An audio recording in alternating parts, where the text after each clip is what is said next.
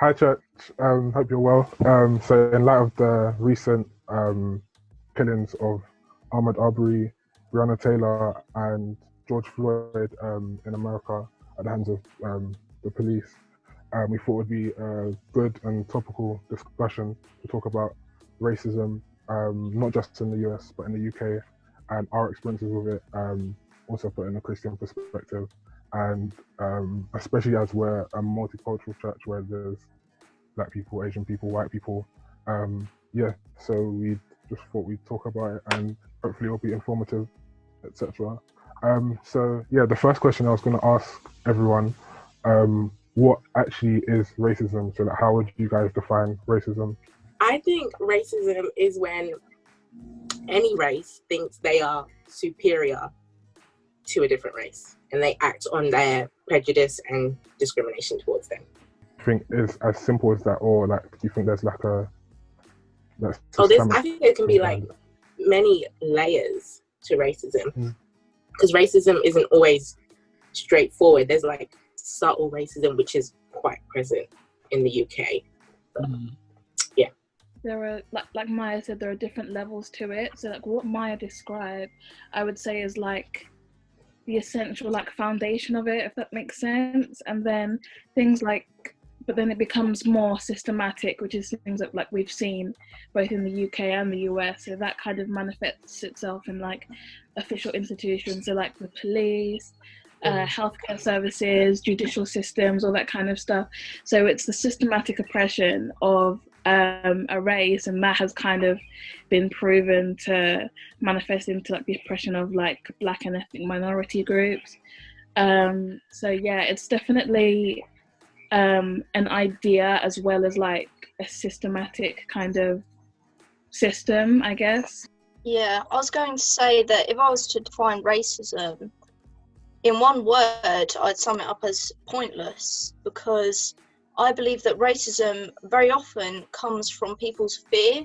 When people see other people who often don't look the same as them, have different culture, different beliefs, instead of them trying to get to learn all those differences, because they're lazy, they instantly revert to racist abuse and saying things that they shouldn't, just because they're fearful of other people who have different beliefs to them. I was just saying, there's often always a power imbalance as well between the people who are being racist and those who are receiving the racism, because as much as you can say, oh, that's racist, like it's when the whole system against said group. But it's really hard to, like, when people try and talk about like reverse racism, the country isn't upheld on reverse racism, so it's not as damaging, or it's not as like, not that it's like people can not be racist to the majority groups, but it's not the same. Like, it doesn't hold as much weight because of how the system is made. Does racism happen in the UK? Most definitely. It's something that's not probably as overt as what you see in the US. So it's not something that's so, like... In your face. Yeah, exactly, in your face. But I definitely think, especially where we are in the area that we live in, Kent is like quite bad for like racism and stuff like that. And I don't think it's I don't think most of it is to do with malice or like bad intent, but I think a lot of it is just ignorance or that kind of lack of educational tolerance of other people's cultures. Still walking down the road, people still shout at me and they call me like the N-word and stuff out their car windows, and that's like in 2020. So it's definitely not something that you can say has like gone away or is less than what you see in the US, because it's definitely there. It's really weird how the government seems to be, and like news around England seems to be focusing so much on America, trying to make us nearly be happy you're not getting killed, when it's like, oh, that's not the point. Like, they're trying to shy us away from their downfalls to make us focus on America's, which is just wrong in itself. The funny thing is, yeah, the UK and the media are very good at like pointing the finger at everyone else. But even with especially with football, a lot of us here are football fans. So with the Russian World Cup 2 years ago, there was a lot of talk about Russia being really racist. So like the black players in England need to be really careful. The black English players need to be really careful. But in the last year, especially, there's been a rise in racist incidents within football. So like Rudiger from Chelsea was racially abused against Tottenham. Raheem Sterling's been talking about racism for as long as you can imagine, and is a lot of the times it's not necessarily as covert as you guys said or as obvious. Sometimes it's just the way a commentator might talk about a black player compared to a white player, or even the way the media is very good at talking about black people and white people in a different light. So I don't know, Raheem Sterling is a perfect example because he's like been basically bullied by the media for not doing all that much. He's just a good, obviously he's not perfect, but there's a lot of things that have been said about him that his white counterparts who might be like doing the same thing but won't be reported on the same level. So I think that's another form of racism, and I think the media is really like a strong tool in propagating racism, and it won't even necessarily be as subtle as obvious as like saying the N-word in on the newspaper, because that's not going to happen. But it can be small things like what you watch on TV, like black people are often like described as being like a criminal on a show, or like just an athlete, or all these other things. But like that's not reality, because black people are doctors or doing amazing other things as well. And I feel like that's where ignorance comes in, because the media will be feeding people with all these things about black people in comparison to white people, and it's like then it's very easy to just believe everything that you see, but it's not as obvious as that kind of thing. And even what someone said about like it being not as obvious, actually sometimes in the UK it actually is. Obviously the UK police, you don't really see the UK police carrying guns and stuff, but there's been lots of incidents within the UK of police brutality. So like Mark Duggan in like 2011 was shot dead by the police, and it was found that the police covered up some evidence. Even the Stephen Lawrence incident, where he was killed by racist white people, and it took them like 20 years to prosecute the perpetrators. Even the Windrush incident, where Caribbean people who I think they were invited over to England in the early in the 19 something, and they are now being deported back to Jamaica when this is literally their home, kind of thing. So yeah, there's lots of evidence of like racism in the UK. So yeah, like what about you guys? What like experiences have you had with racism personally? I can only obviously speak from my own what's happened to me, and I think in light of what Charlotte said, actually it fits perfectly. So I used to live in Peckham, you know, for those of you who don't know, about 15, 20 years ago. It was quite like it was known as a rough area. High percentage of Caribbean black people around there. Went to school in London, in New Cross near Lewisham, and then moved to Orpington, which is quite like which is a mostly white area, quite old demographic. Most people were probably like 50 plus with families, etc. And so I used to have to get the train to school. So I walked to the train station, and I didn't really realize it at first, but I knew that everyone was just always staring at me. And I'm quite naive. So it's just like, oh, why is everyone staring at me? And it's not until I went on for a couple of weeks, I was like, okay, this is weird. Like I get to the train station, there'll be like a lot of distance around me. I noticed people just like scared. I was just like people crossing the street when I was walking behind them. It used to get quite dark because I got home quite late, and I just always thought to myself, wow, like these people are just assuming like I'm gonna do something to them. And I think it's what Charlotte said. It's just a lack of exposure. Now in London, when there's a lot more Black people around, people are a lot more used to the idea of like multicultural. London being quite a multicultural area, in Orpington that was far from the case. And what we've seen recently is that actually it's a lot less obvious now. I'm not going to say it's gone away, but I think where more Black people moved in, more Indian people moved in, they just sort of get used to seeing them around. I guess it's that lack of exposure which initially leads to that like discrimination. Like there's almost a sense of like, why is this person here? This is Orpington, this is Chelsea, this is a nice area.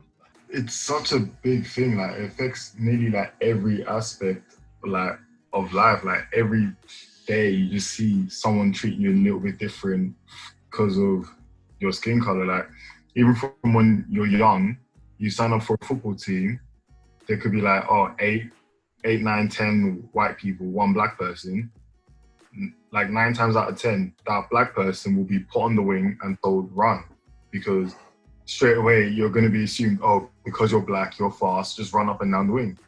And even if that player wants to be a centre midfielder, like a centre back, if he wants to be a goalkeeper, it's not going to be as easy because in their head it's automatically Black person run, like stuff like that. And then you go into school, and obviously you want to present yourself like how you are because of your culture and things. And then your school are now telling you basically any haircut you have is now extreme, and therefore you can't have that haircut. And it's like, but the haircuts you're describing are exclusive to Black people, because like people of other hair textures can't have that same haircut. So if you're saying, this type of hair, this like these cornrows, this like mohawks are extreme, you're talking about Black people, because you know the white counterparts aren't going to have the mohawks, aren't going to have the cornrows, because their hair doesn't do that. And people act as if, it's one rule for everybody, but if your hair cannot even be made that way, that rule just doesn't affect you, because you're never going to have that. And it's just really sad. And then like, even like having an Afro comb, you weren't allowed to, because the Afro comb had a fist on it. When more time, like, I don't think anyone who's like 11 to 16 was even thinking, this means Black power. It was just, this is my Afro comb, I'm going to comb my hair, because if I don't, my mom will say, what are you doing with yourself? You look scruffy. But then you come to school and they're taking off the Afro combs from you. And it's like, I can't even do something as small as comb my hair because it has a Black fist on it. Like, there's so many different things. And then again with school, like predicted grades, there's always a story like this, especially around this COVID-19 period. So many like Black and minority ethnics are going to be really hard done by, because they're not going to be able to do their exams. Because once it comes to like, your teacher's having to predict your grades, it's often that we are under-predicted in the grades that we're going to get. And if you're under-predicted, often like we'll just end up beating the grades anyway, so we can get to where we want to.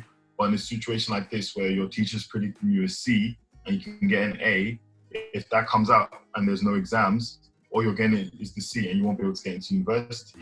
And that just like I remember when I was actually applying for medicine myself, there were people in school that I was beating in every exam, but they were getting higher predicted grades than me. And I got to the point I nearly had to cry begging my teacher for him to raise my grades so I could actually apply for uni. And it's like, they would just walk in and be like, I need this as my predicted, and they'd get it. But me, I'd have to be going daily after school, even getting people above the teachers to speak to them. And it's just like, that's literally because of who I am, because you see me as a person who cannot achieve certain things. You're not helping me facilitate what I want to achieve. I was reading, I just finished a book by Akala about race, and he does a study about how like basically literally throughout the education system, so from primary school all the way through to sixth form in university, that black children are like predicted lower than their white counterparts, even despite being they might be better or on the same level, but they'll be underpredicted for various reasons, and obviously that then affects it even affects your confidence, and it then affects how you go on to secondary school, etc. So like racism doesn't just come in a form of killing someone like the police, or but it comes in the form of education and across society. That's why it's just this systemic racism rather than just like saying the N word on the street. Yeah, like all of us have had different experiences with racism and all grown up in the UK. So that shows that it's not just a problem in the US. So what do you guys think can be done, what can be done from the black people's point of view and for white people as well, to educate themselves more and to eradicate racism? Obviously it's not going to be done overnight, but what do you guys think can be done? Well, I think what we can do and what we have to do is we have to make noise about it. And I think something like that, it can't just be ignored. It should, in fact, I think for every person that suffers any type of racism, I think we should make noise. I think we should make a big noise every single time, because this needs to stop. So I think perhaps, yes, it's having conversations. We need to have conversations. I need to be educated as well. Listening to you guys speaking about it.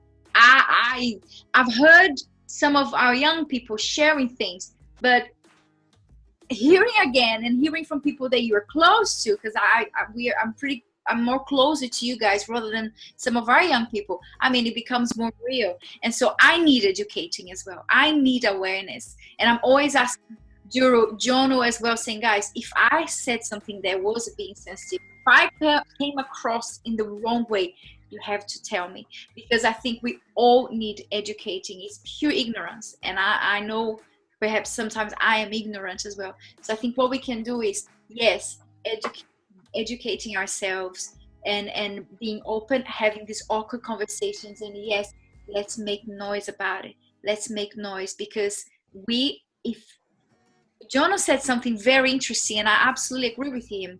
You said that media influences people. That is so true.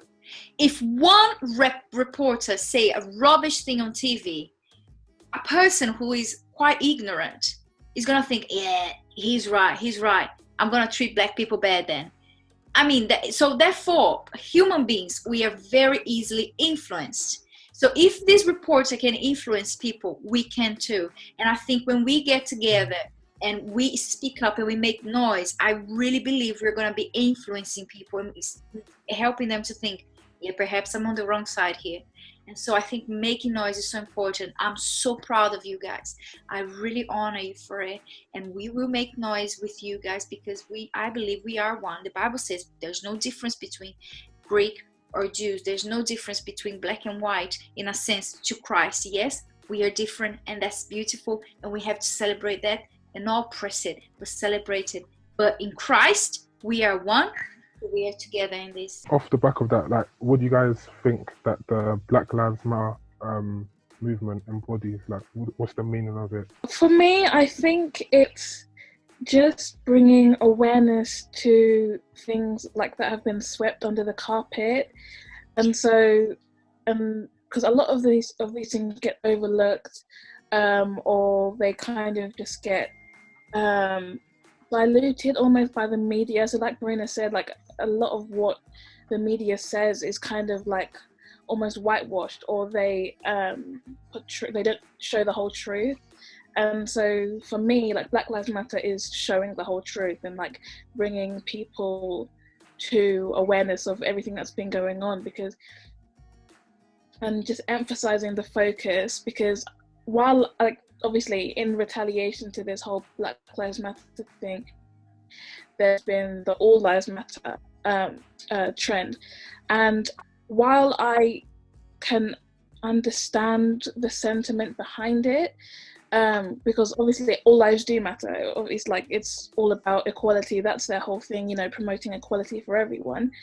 I do understand that, but my problem that lies with it is that All Lives Matter didn't become a trend until Black Lives Matter was a trend. So it was almost a thing where they wanted to take away from the focus that we were trying to bring to the oppression faced by Black people daily. And so, yeah, while all lives do matter, we have to focus on the Black lives first in order for the equality that they're looking for to become achieved. Because there's a difference between equality and equity. We can't apply the same level of fairness or equality to everyone, all races, if we aren't seen as the same as our white counterparts. If we're seen as less than, there's no way that we can be treated equally. So that's why Black Lives Matter is focusing on the issue and giving us a sense of humanity, because I almost feel like we're not given that sense of humanity at the moment. So it's bringing awareness to those issues and promoting the beauty of Blackness and promoting, just trying to embrace everything before we can all be considered equal. So yeah, that's my take on it. Charlotte, Black Lives Matter is not just a movement that Black people can get behind. So why do you support the movement as well? Because you were the first one actually in the youth group chat to say that you want to go to the protest. So why are you supporting the movement? Well, I know a lot of Black people, so it's a matter which does affect me. And also, when lives are being, when they're not being valued, when everybody has to stand up for those people, because it's something that we all need to help out with for it to get noticed, for people to start feeling loved again and feeling equal to the people who think they're superior, even though that's just a false belief, and it's a belief that shouldn't exist in the 21st century. So I believe everybody, white, Black, Asian, people of any skin colour, can take a stand and fight for the rights of those who are struggling at the moment. What other ways do you guys think people can support the Black Lives Matter movement, and also to become not just not racist, but anti-racist or anti-racist? I think as long as you are spreading awareness and using your voice, because everybody has a platform, no matter how small it is, as long as you're doing your part, signing petitions, posting the links, donating money, even those little things, those all add up to the big picture. So I think no matter who you are, if you can just do those things, I think that's really important. Yeah, like Bruno was saying, and also Tolu and Charlie was saying, it's a lack of education, and there's so many books out there talking about race. So especially in 2020, when resources are everywhere, I feel like if you're choosing not to understand something more when you're able to, it's a conscious choice. You're being ignorant to it. Mm. Obviously, there's the whole Blackout Tuesday thing as well that happened yesterday. I feel like that's also, it's good in its own way, but I feel like they shouldn't have cross-linked, the way people are using both hashtags with Black Lives Matter and then Blackout Tuesday on the same thing. Because say on Monday you looked up Black Lives Matter, you would then get loads and loads of reams of important information about Black Lives Matter, which you can then act on. And then if you searched up the Blackout Tuesday one separately, you'd have seen all the black screens, which again is raising its awareness in the same way. But once people start putting both the hashtags, you start to losing all the important information from the Black Lives Matter thing. So obviously it's gone past now, but I felt like that could have been maybe explained a little bit better, because say people did want information yesterday, all they would have seen is a black screen, and it would have been much harder to find information than they would have been on Monday. But yeah, just people need to want to change. And a lot of the things people behaving as if it should be a thing where Black people are the ones to go and fix the problem. But that doesn't really make sense because it's not a problem that we created. Like, if I go and break a window, I'm not going to ask someone else to fix the window. I'm going to be the one that has to fix the window. So if the people who are racist are the ones making the problems, they should be part of the solution. And as much as everyone who's not racist can be not racist and anti-racist, we're not trying to do it for ourselves. We're trying to do it for the people who are racist to change. So it comes through them as well. A common thing that like all of us have said is about education. And Tolu actually, she gave me the book Why I'm No Longer Talking to White People About Race last year. I still haven't given it back to you, but I finished. It was really good. Like it was just like, yeah, it was really good, and it educated me about lots of different things. And I think if you even just a quick Google search into the history of Britain, you'll find that like Britain has been pretty racist, like just put it bluntly, like colonized literally a lot of the world, Africa, organized genocide, famines, all of that kind of thing. So it's not even too far, and it wasn't all that long ago. Within people's lifetime that are still alive today, colonization was still happening, slavery was still happening, maybe not slavery, but colonization. But even today, there's still modern day slavery. And something that I've learned from the recent days is that like, as much as racism affects me, it affects every Black person in the world, whatever country you're in. And so like, that's why I feel strongly about it, because it affects me. But at the same time, there's also a lot of other injustices that are going on in the world that like, as a Christian, that we should all be fighting for, and not just being against it, but actually fighting for as well. Because as a Christian, like, we're meant to carry our brothers, our sisters' burdens. So the problems that Maya faces are the problems that I face. The problem that Charlotte faces are the problems that Duro should help Charlotte with as well. So on that, Tolly, what other like books, resources would you recommend for people to read to educate themselves? To get a better understanding, I know you talked briefly about like colonization and stuff. It's not necessarily, it's a fiction book, but I think it gives like a good scope and like a good context. I think I lent you this one as well, Things Fall Apart by Chinua Achebe. Yeah, that's a very good book, and it just shows you how it teaches you, I think, what is omitted from a lot of like history and like the curriculum in education in schools. It teaches you about like the influence of colonization, and not just how it changed like nations, but how it changed like individual people's lives and stuff. So that's one thing that is quite important. I would have to go back and check for like actual texts, but I think in terms of people to look up and people to read about, I would say Rachel Cargle. She's an author, but she's also like she does articles for newspapers. She's a journalist as well. And Kimberlé Crenshaw, she has done a lot for like Black activism and Black feminism in particular, and intersectionality, because when we're talking about, you know, particular problems, we have to integrate everybody into that kind of, from that society. So she talks a lot about that. I think that it's, as well as reading all these books, or some of these books, I think it's important to read news articles about things that are happening right now which affect Black people's lives, not just the protests which have been happening in the last few weeks, but also it was mentioned before, articles such as how Black students are disadvantaged by the exams being cancelled and things like that, just to be aware of the problems that people are facing.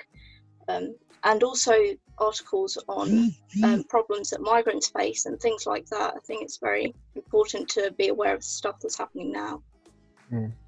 Yeah, on that note, actually, the government report that says that black and ethnic minority people are 4 times more likely to develop coronavirus or to get coronavirus than any other people. Florian, you're studying medicine, so what do you think about that, actually?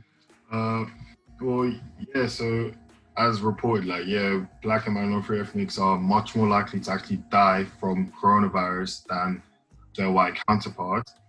And a lot of that is also quickly assumed that, it's mainly because of underlying health conditions. And yeah, a lot of black people are more susceptible to things like diabetes and coronary heart disease and things like that to white people. But it's not only just that. A large part of why rather that black and other minorities are dying because of coronavirus is just simply poor treatment within hospitals. It's been around that especially black women in hospitals are seen as people who are meant to be strong and powerful. And so whenever they're complaining about pain, people just often don't seem to listen or care. And even the other day, I was just literally on Twitter and there was a black lady who said she was in hospital the day before and she was screaming in pain. And literally came and took the buzzer away from her, saying, sorry, it's echoing a lot. Saying, oh, you're pressing the buzzer too much. What's wrong with you? And it's the buzzer is for when I'm in pain. So if I'm in pain, I'm going to call you. Why are you trying to take the buzzer away from us? Yeah, in hospitals and in healthcare in general, black people and minorities just aren't listened to. So the same way a person, if a white lady was saying, oh, I feel this kind of way, the doctor or person practicing would be like, oh, really? Tell me more about it. But then if it was a black person or an Asian person, they're less likely to be heard. They're more likely to be taught, oh yeah, you're just making it up. It's not really, whatever you're feeling isn't real. And then that also comes into again, I was speaking about black women because it seems to mainly affect black women, that even though people don't really die as much, especially in the UK, from childbirth, black women are 4 times more likely to die from childbirth than white women. And that's simply because a black lady will ask for painkillers and they'll be told, no, you're not even in that much pain. But as soon as a white lady asks for painkillers, they're getting the painkillers. It's just things like that in institutions in the system that is just basically don't believe black people or Asian people or other minorities. And it's believe the white person when you come back out with the research and you yourselves are saying, oh, it's 4 times more likely to affect you than your white counterparts. How can you not see that that is a problem? And then even with Charlotte's saying, reports that come out, reports have also come out within the last few weeks that black people are much more likely to face England's police brutality than white people. So there was a thing with the percentage of white people in England and then the percentage of violent police brutality they faced. And there's obviously much more white people in England than there is other minorities, but maybe the percentage of them who faced police brutality was really low.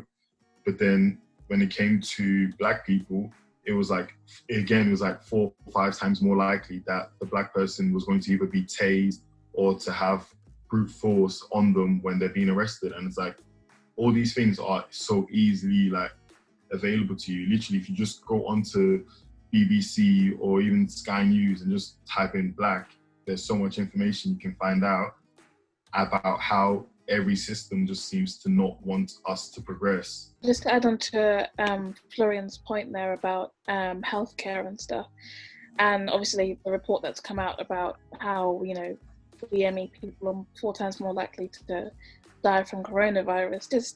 And adding to what he said about enforcing protection for ethnic minorities. I'm not sure, I'm pretty sure everyone's heard about the death of Belly Majinga, that railway worker who was spat on by someone who knew that he had coronavirus. Well, he allegedly had coronavirus spat on, and then she contracted it herself and she died. And I think, again, a lot of the outrage that came from that is that, first of all, she was, obviously, the report had already come out that Black people were 4 times more likely to die from contracting coronavirus. And as a frontline worker, she was sent back to work with no protection. I don't believe there was any PPE there. And she was sent back to face that kind of abuse. Obviously not that that is to be expected, but you do need the appropriate provisions there. And I think if you're going to force people back into work, you do need to ensure their protection. And I think that's something that is so often neglected by the government. They just almost refuse, or they just fail to realize that people do need protection from these kind of things. So again, leading that back to the whole thing of racism being systemic, it's a system that kind of just repeats itself again and again and again, and it's going to take a lot to resolve that. So yeah, that's what I wanted to say about that. Oh, sorry, just even then quickly on that, there was another, so obviously the lady who got spat on was Black, but then there was another person who got spat on who then contracted coronavirus and died, who was a white man, and the person who had spat on him had been arrested, whereas the person who spat at the Black lady is still walking freely. So it's like, it's literally the same action, and only because it affected a Black person, it's not regarded as important. But when the white man died, it's now, yes, the person needs to be punished. And then again, like, there's so many parallels where people do the exact same thing, but then the media will play into it, as we've spoken about before. And like even John was mentioning Sterling, but yeah, it reminded me, like a couple years ago, there were 2, I think, yeah, one was 18 and one was 19, a Black Manchester City footballer and a white Manchester City footballer. One of them bought a £2 million house for his mother, and the report said a young Black teenager splashes out £2 million on fancy house, like when he doesn't even start for his football club, which is completely irrelevant.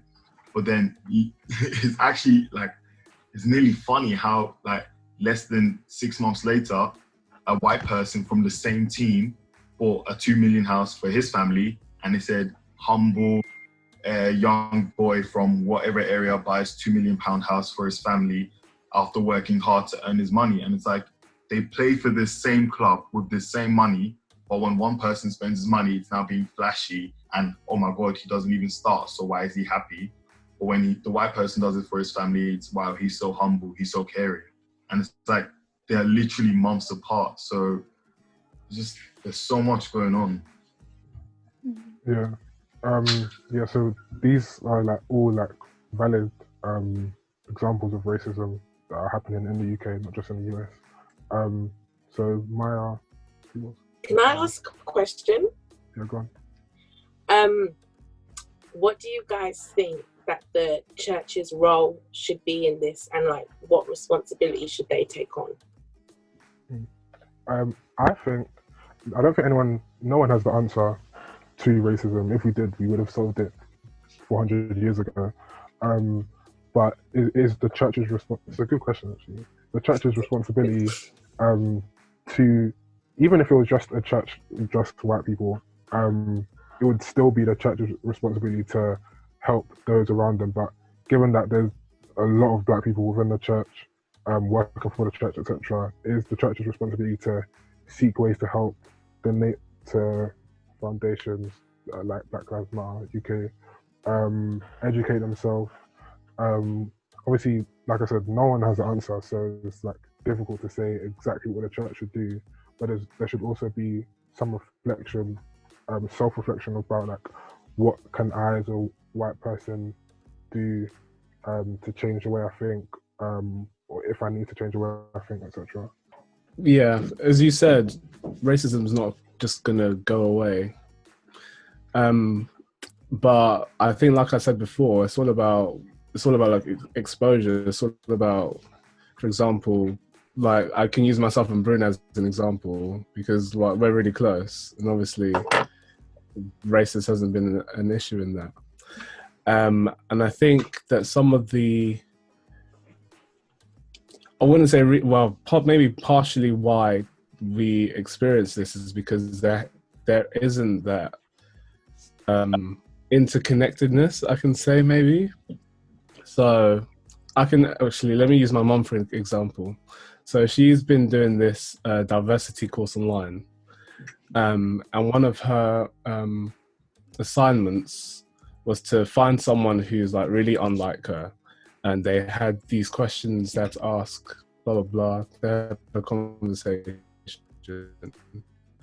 And they talked about what like to, have a conversation with someone who's from a diverse background or a different background. And I think that sort of thing can really help. Because, if you get to know someone who's not like you, obviously these things from the point of view. Obviously, we as Black people will be more exposed to them as white people. White people will be more exposed to us as Black people. I think a lot of it can start with individuals making connections with each other. And from there, I think we can go a long way. But to be honest, unfortunately, it's not probably happening as much as it should. So maybe that's something we can push. I mean, I can ask you guys, like, do you feel like, particularly maybe in church, you guys would have had experience in youth. Why do you think there is that sort of lack of cohesiveness between races? Yeah, so do you guys feel like the church is connected in terms of like Black people, white people, Asian people, all of that? I think for me, what I've noticed, especially from like, I know Maya and I like worked with T2 and stuff, and that kind of lack of cohesion is like seen throughout like the entire church almost.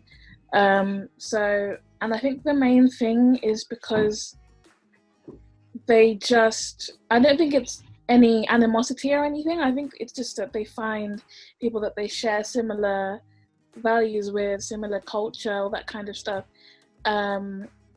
Obviously, like the Black kids that have grown up in, most of them have grown up in like a traditionally African type of household, so they can identify with the other kids who have grown up in similar household environments, and think that might be a bit different to how some of the other kids have grown up or the way they were raised, and so they find it hard to find similarities with each other.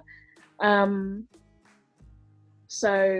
I think they mainly base their identity on their culture rather than other things that they can find similarities with. The main one being that we're Christian, so there are things that you could do to find common ground that way, but it's just hard to see past that sometimes, especially at like such a young age. And I think often that kind of manifests itself as you grow older, so you just tend to drift away from each other and just form your own groups based on race. That's my perception of it anyway. Charlotte, what do you think? I think that some of the kids at church, because I do T1, which is just a bit younger than T2, and I think that when the kids see the adults grouping together because of their race, I think subconsciously or consciously they pick it up and then start acting in the same way. So I think that that kind of behaviour is taught from an early age without us realising it, and then it continues to show itself in the church because kids just copy what adults do. As a Black person, do you find easy to be friends with the white people in the church? So in my experience, obviously I've grown up in the church, so like I've grown up with the likes of Dan, Josh, Jack, Philip. So like I'm friends with them, and it's not hard. Obviously, once you do things together, so like things like Big Church Day Out, Rock Nation, whatever, MLG, even though I haven't been yet, maybe 1 year, I'll come. Doing things like that helps you like just doing things together helps you get to know people more. But then it's obviously it is easier to make friends with a black person because you automatically have like more things in common probably than you would with a white person on average. So it is easier to speak to black people, and I can understand, especially if you haven't grown up in the church. If you're coming in kind of new, it'll be like, okay, I see black people there, so let me go speak to them because I know there'll probably be something in common. You can joke about Ghanaian jollof rice, I don't know. Whereas with like with a white person, it's like it can be perceived as like, okay, like what do I talk about? So it is harder, but like it's not impossible. It's definitely not impossible. Because most of us will probably have white friends outside of church as well, I'm assuming. I know because I see the pictures. Yeah, exactly. I do Facebook.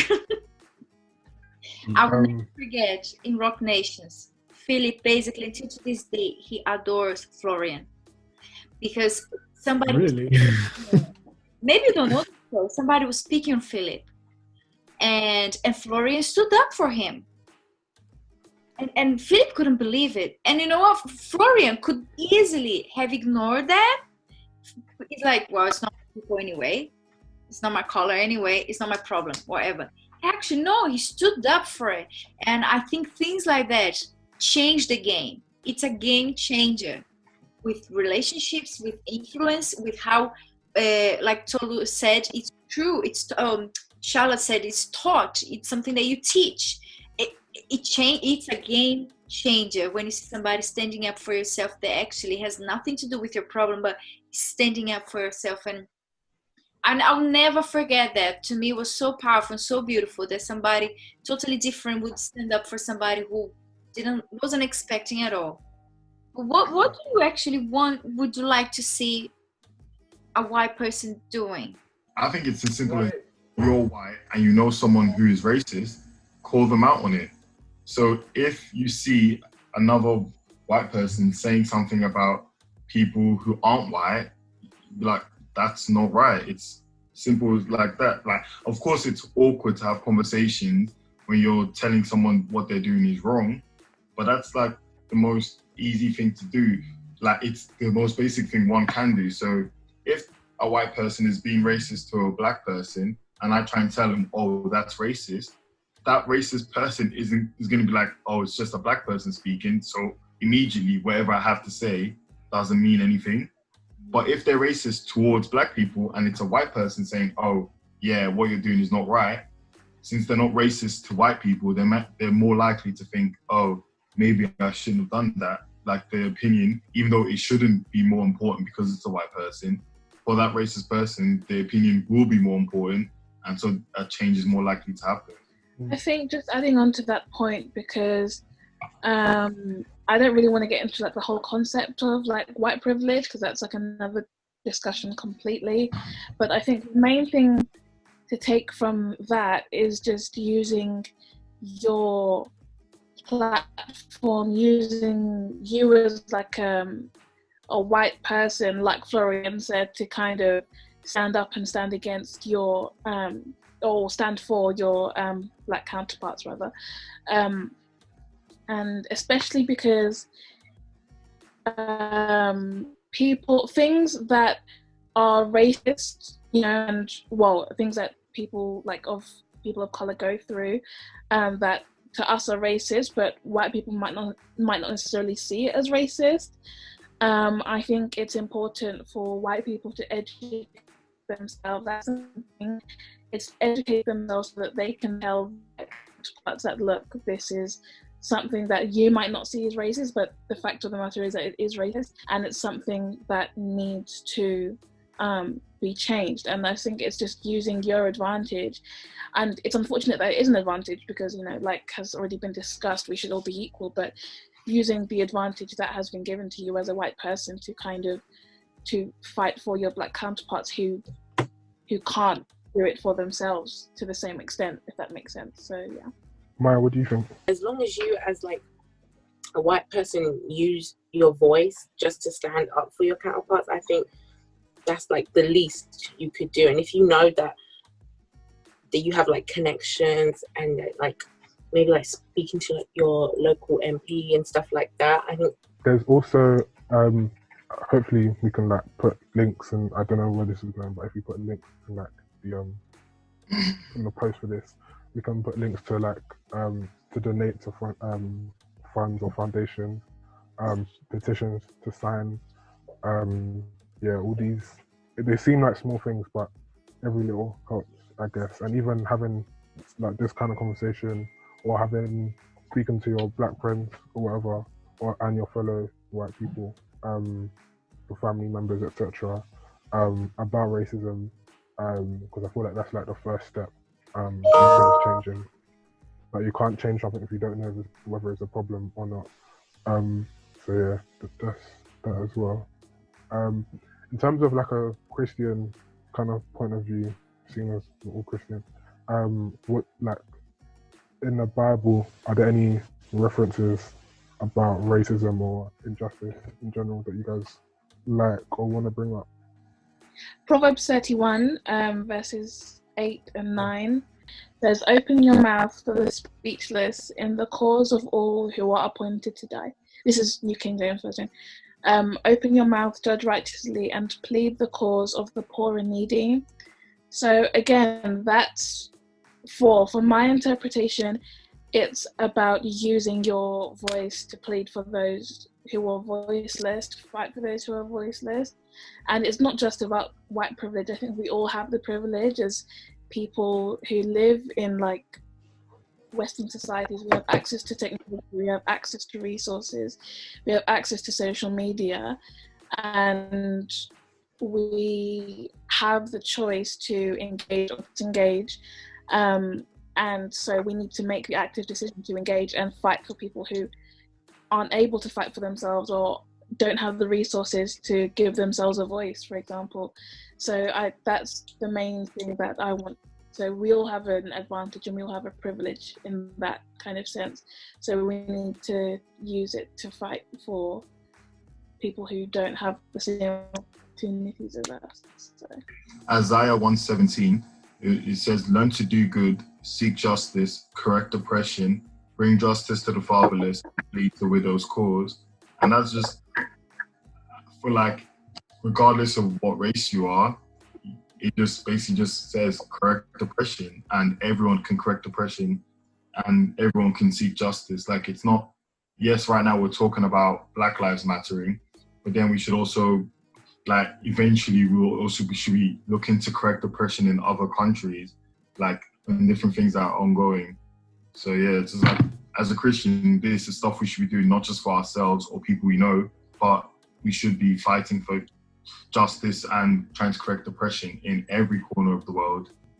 I just wanted to mention about Jesus. If we look at his life, I was thinking about Jesus and Esther. The Esther had a voice and she rose up, and the Bible says that she was made for such a time as this. And I have no doubt that there's no coincidence that we were made for such a time as this. And we are having a voice and we are rising up, and you know what, it's beautiful to see this happening. I think it's beautiful to see the peaceful protests happening. What a beautiful thing. In the midst of COVID-19, people are going on the streets to speak up. To me, I find that amazing. So, but when we look at Jesus' life, he was always for the minority, always. Whoever was the minority, whoever was the outcast, Jesus would break the barriers and would make sure that they were honored, would make sure they were heard, and everything about Jesus, everything. There's this story when the woman comes to throw the perfume in Jesus' feet. Simeon looks at her. Inside of him, he says, "Oh, she's a sinner. She shouldn't be here. She's a sinner." The reason why he said she's a sinner is because he didn't see himself as a sinner. He wasn't a sinner. He was fine. He could be with Jesus because he was okay, but she was a sinner. And I think that shows so much the blind spot of humanity, that we don't see the problem in ourselves, that, oh no, I'm perfect. She's a sinner. he is black, she is black, I'm okay. And we don't actually see ourselves as we are actually all on the same boat here. It doesn't matter the color, it doesn't matter if you're Jew or Greek or a woman or a Samaritan or a woman with issue of blood. That was the lowest of the lowest, and Jesus was late for one of his closest friend funeral because he was healing a woman with issue of blood. He was late because of that. When he got there, Mary and Martha were like, Jesus, if only if you were here early. Well, he was late because he was healing the lowest of the lowest. And when he resurrected, there's something Dura and I recently learned in the course we are doing. I love the fact that in the Bible times, for you to be a witness in the court, you need to have 2 witnesses, and they had to be 2 men. But Jesus, when he resurrected, he didn't have 2 men to witness. It was 2 women who witnessed Jesus was not in the grave. So Jesus was always using the low caste, the outcast, the ones that they were the can you imagine when Jesus started loving on the Jews, on the Greeks, on the Samaritans? When Jesus shared the Good Samaritan parable, that was ridiculous. That is basically, in nowadays saying, basically for a person with a lot of influence telling this white person that, you know what, you think you are great, but you are nothing. These black people, they are much better than you, much greater than you. I mean, it sounds a bit weird putting this way, but what Jesus was doing is he was using that parable to shock them, to say, you think you've got all together, you haven't. And so, I talk too much, I know, but I think when we look at Jesus, he was always about the outcast, the minority. He was always making sure that the minority was honored, was heard. And yeah, the Bible is filled with it. Paul and Peter. Paul had to rebuke Peter because he was being racist. He didn't want to preach to the Gentiles. He wanted to preach to the Jews. So when Paul told him, like, no, you actually need to preach to the Gentiles as well, he didn't like it. And so yeah, there's a lot of, the Bible is filled with it. Even John 3:16 that we all love to quote. For God so loved the world that he gave his only begotten son. So it's like, he didn't just love white people, black people, Asian people. God loved the world.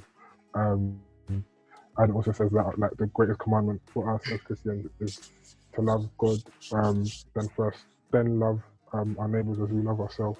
And our neighbour isn't necessarily someone who looks like us. So we're not just called to someone to love someone that looks like us, but to love black people, white people, all types of people, irrespective of how they look or whatever. So yeah, I think, yeah, like Bruno said, the Bible filled with Jesus fighting for the oppressed, and Jesus himself was oppressed, and killed, crucified, thank God.